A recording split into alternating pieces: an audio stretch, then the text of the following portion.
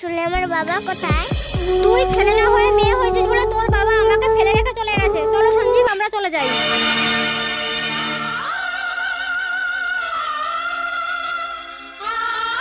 রানী আজ ভিখারিনী।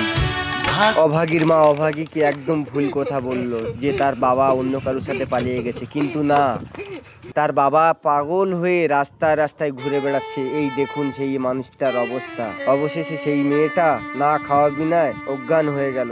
লাস্টে সেই পাগল বাবা তাকে কে এই মেয়েটা, এর গায়ে ছোঁয়ার সাথে সাথেই আমার শরীরটা এমন কেন হয়ে উঠলো?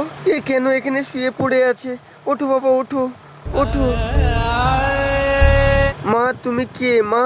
এ কি, আমার সবকিছু আগের মতো মনে পড়ে গেছে। মা তোমার ঘর কোথায়? আমি রাস্তায় রাস্তায় ঘুরছি। কেন মা তুমি রাস্তায় রাস্তায় ঘুরছো কেন? তোমার মা বাবা নেই? মা আমায় ফেলে রেখে অন্য কারোর সঙ্গে চলে গেছে।